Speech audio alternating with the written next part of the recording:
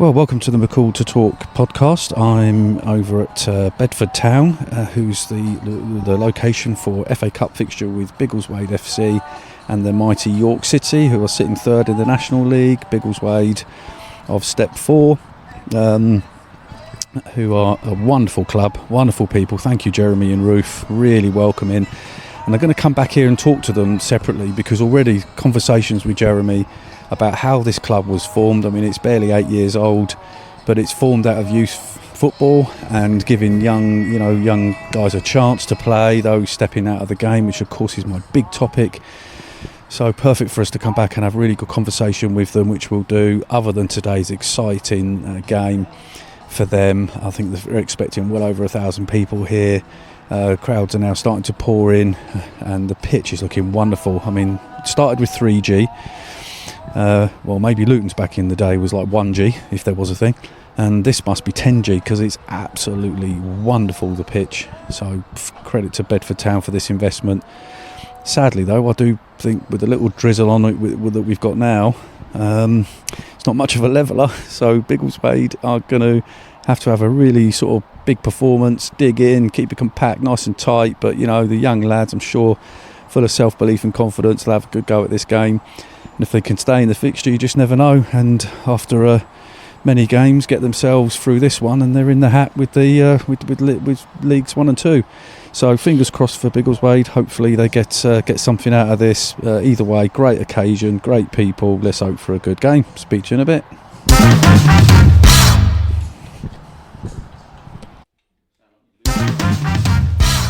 Right, so I'm just here with Mark, or Skip, I think is maybe the preferred, but the ground is filling up. I'm sure you're just thinking about the game, but what are your thoughts ahead of it?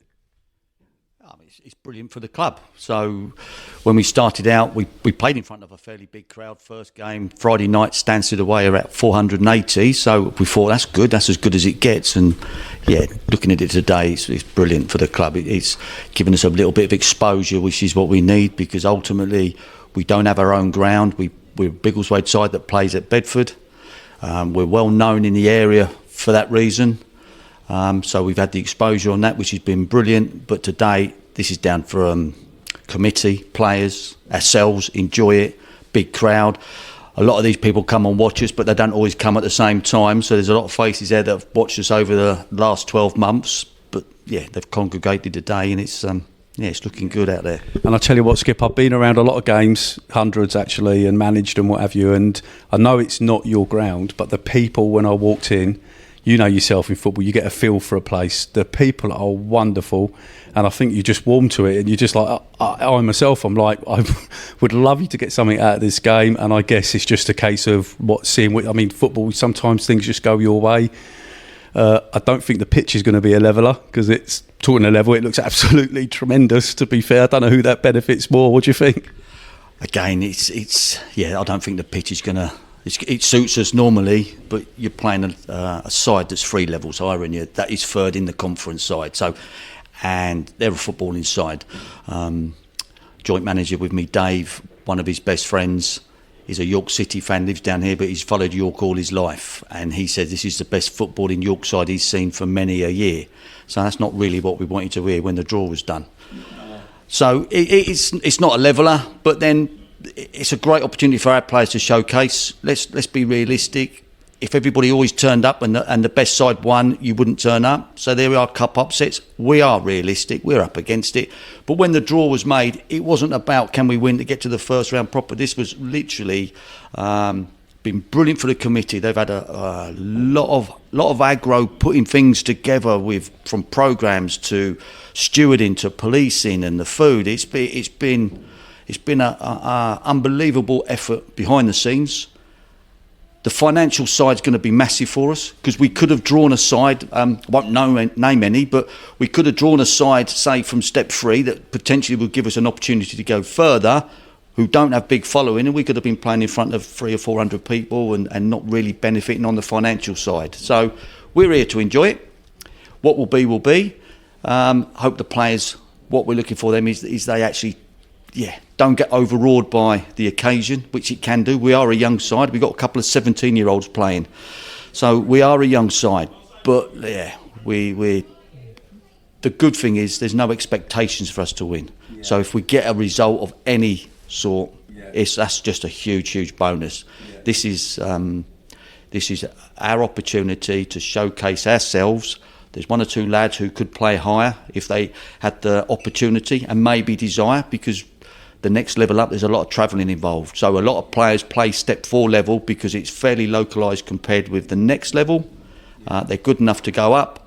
But let's all enjoy it. Yeah, well, Skip, great admiration for you guys. Obviously, the whole structure of the club, being how it came about, the philosophies, the people, absolutely superb. So I'm absolutely rooting for you, mate. Hopefully you stay in the game. It's all you can hope for, eh? And if you get a chance, when you get it, it goes in the back of the net. And yeah, fingers crossed we daren't say it, eh? But you never know, because what could happen next is obviously dreamland. But let's get through the next 90 minutes and wish you all the best, Skip. Thank you very much, Tony. Really appreciate it. And we'll start with a flat back 10. Got it. See where we go. I'll leak it to him. Top man. Well, it's half time here down at Biggleswade FC, well, Bedford Town, with a ground share. And Biggleswade have done themselves really proud, I've got to say. They went a goal down on 7 minutes, and you think, oh, this could be a difficult afternoon for them. But it was a good goal for York, across from the right wing, and a side foot finish for Pearce. And then you think, right, this could be trouble. But actually, Biggleswade got right stuck into it. There was for Biggleswade, Hunt, the right back. You think, oh, back 4, we'll just sit back. No. Gets forward, actually time and time again he's got in down the right hand side of York City, and on one occasion he chopped inside himself. He couldn't quite reach it for a shot, but then on 13 minutes he did manage to get a ball across, which landed at the feet of Haddy. Found himself turning away from goal and pulled a shotgun out of the bag by back-heeling it in to bring the game level. And bring a big roar from this big crowd, and so 1-1, and then fair play. I think tactically they've been brilliant. They're sort of not getting too high up the pitch. They recognise that York have got, very pacey players, and sit sort of halfway within their own half. Akinyemi sort of got a shot, fair play, out of nowhere, right foot curling shot off the bar. I think on 28 minutes, for me, I think Biggleswade should have had a penalty. I can't hear anyone around me saying it, but I know what I saw. Shirt pull in the box, and I don't know, well, the referee certainly didn't see it, not many around me, but I did. I felt that should have been a penalty for Biggleswade. And they kept sort of pressing on the counter-attack. I say pressing. York City are pretty much 2-4-4 in the game, which is what you'd expect. Get the fullbacks high. Biggleswade 4-4-1-1, but excellent on the counter-attack. Good work again in the middle. Pat McCafferty released Hunt again, and he was in and just shot wide. Then he's off again. Hunt down the right wing again. Good work, and he's sort of not quite finding a player in the middle of the box, but gets down the wing, gets the ball in the box. And York, a couple more sort of half-hearted efforts.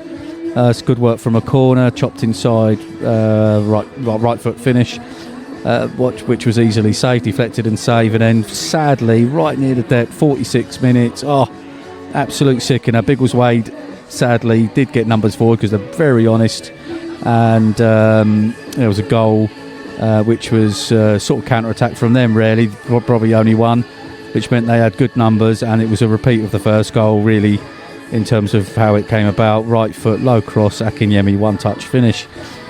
Big shout out to the Biggleswade number 9, Amir Haddy. My word, what an honest player. He's been an absolute thorn in the side to York, getting around his man, backing in, competing for headers, back to goal work, and then dropping his shoulder, running in behind. He's thinking, can I beat my man? Crikey, absolute great effort from him. So overall, Biggleswade not embarrassed one bit. They're 2-1 down.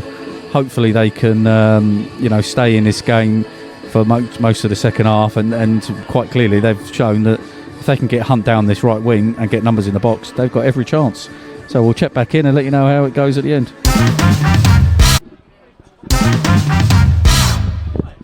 Well, the game's finished here, and Biggleswade have been beaten 3-1, but they should be very proud of themselves. Come out the second half, had a really good go. Lots of changes, of course, and you know, always think about the full-time team looking a bit fitter and quicker and stronger in that respect. But Biggleswade had a really good go. I mean, they sort of were patient in a way, because York were sort of killed the game off where possible. Much of the second half, actually, not really a lot happening.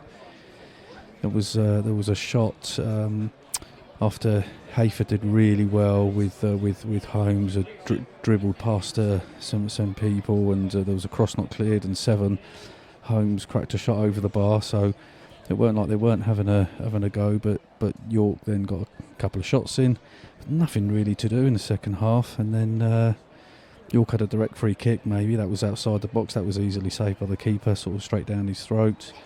And then unfortunately, 43 minutes. You think, right, you've got a chance here of nicking something, but it went the other way when Pearce got on the end of a low cross, and it was a bit of a mucky goal, really, bundled in, and that's the way it ended, 3-1. But all credit to Biggleswade, and we're going to see who we can catch up with.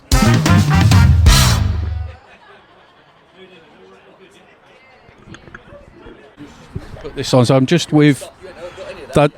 Yeah, no, you're all right. You're fine. Yeah, no, yeah, you're fine. No, but I'm just here with the managers now, and I said to Lee, who's looked after me today, how are the managers? Because you think, on one hand, I've been in them, you're obviously in the manager's shoes, and you think pragmatic about the opposition, and then when you watch the game, understandably, I've got to say, I've got the guys here. He's just given me his rundown, but I'm going to ask him again, because right up to 43 minutes, you're 2-1 down, and you think, right, you know, I think tactically as well, which I'll come on to in a sec, thought you'd done really, really well in the game. And I know it's not much now, and it's a bit bitter or tough to take, but go on then, sort of, what's your thoughts? Because you're obviously disappointed. I'm mainly disappointed because, like I've just said, look, not for 1 minute am I going to suggest we were far the better side and we're going to win, but we were doing exactly what we wanted to do, which was to build pressure, keeping it a 1-1, and York are under pressure then, because they're expected, we're not, so we can play with a bit of freedom, as you know, and it was the one time it almost looked, you know, we tried to play an offside trap, or so it seemed, which we didn't need to. The run from deep was clever.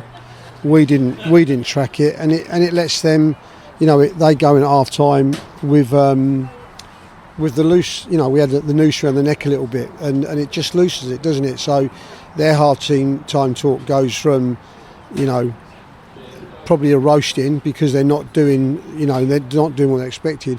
Our half-time talk goes from elation to, you know, we're a little bit down at half-time, and that's the bit for me. And as I say, at that time, we set out, you know, if we can stay at 1-1, and if we come out in the second half, it's 1-1, you go 10 minutes, 15 minutes, 20 minutes, the pressure's really on, because it only needs one bit of luck, one bit of magic, one bit of something, and that game turns on its head.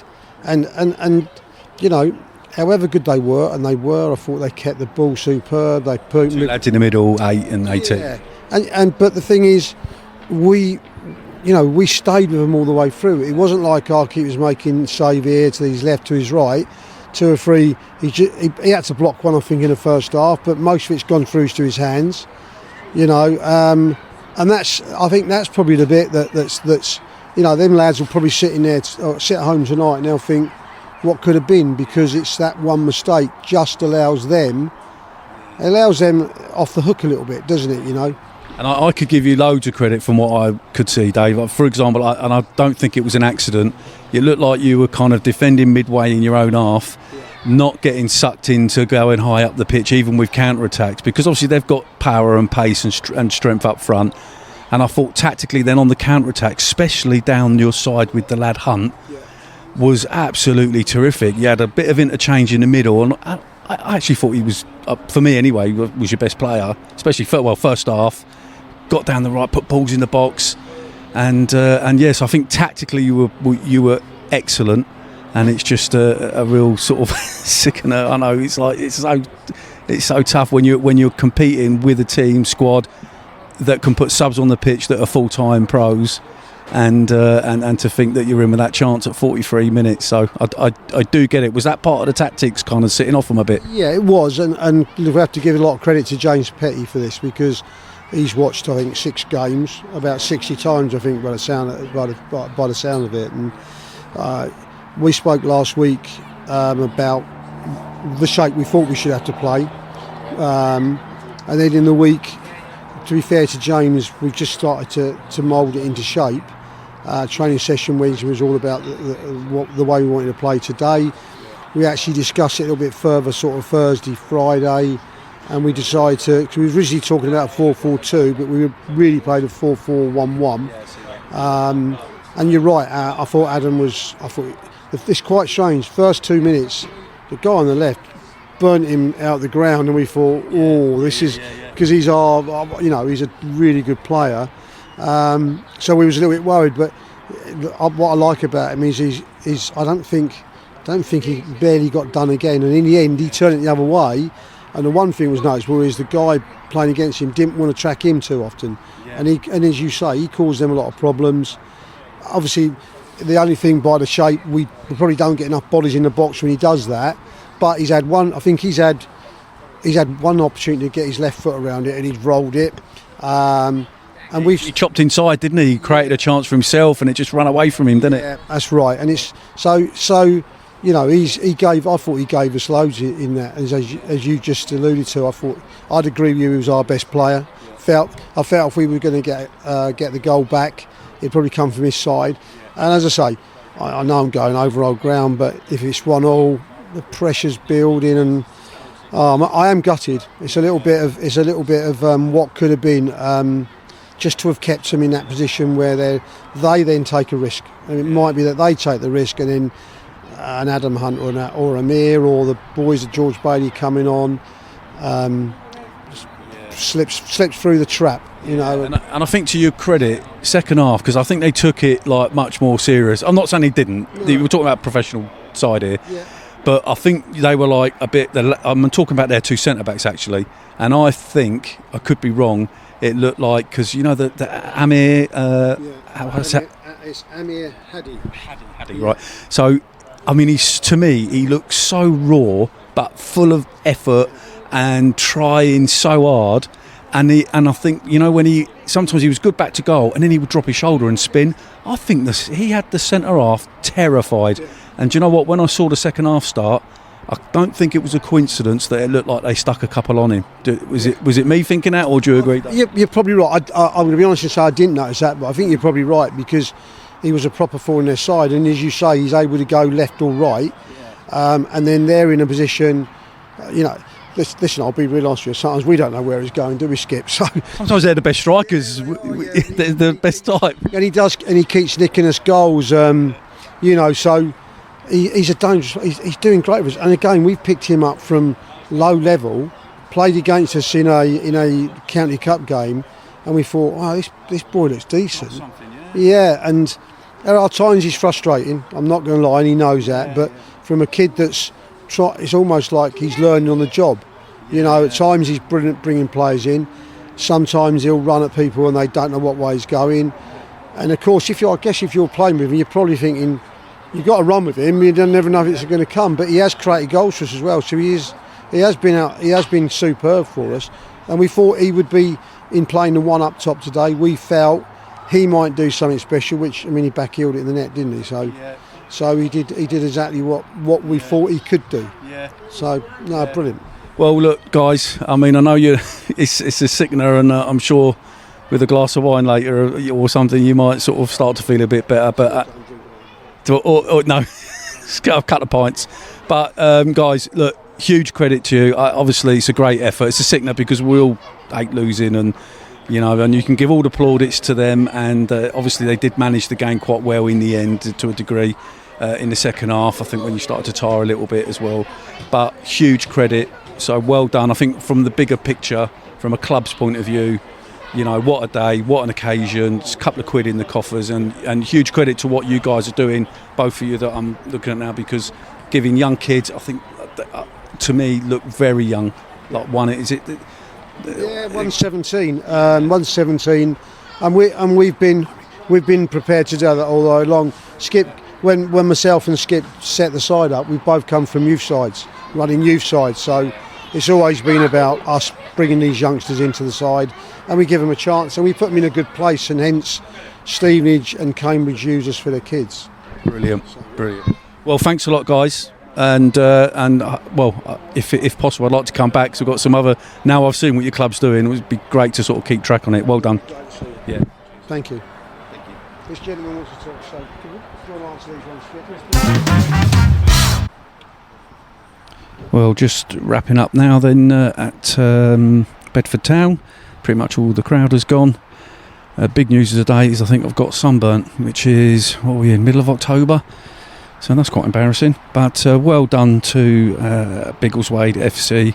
Fantastic stuff they're doing here, and what I'm going to do is I'm going to come back separately and speak to the chairman and talk about what they're doing, because obviously a big topic for me is young players and giving them a chance and a route, and the guys here are doing something really special, and they've been absolutely by far one of the most welcoming clubs and good set of people. And turns out obviously I've got some history with some of them, and they know me from some of the guys being in Luton's academy, for example, and yeah, just makes for a really good day out. I think if you're local and you want to see some good football, at the moment it's at Bedford Town. I think these guys would love to get back now into their own ground, of course, I'm sure, and this will go some way to helping them. So well done to Biggleswade, and we'll catch you on the next podcast.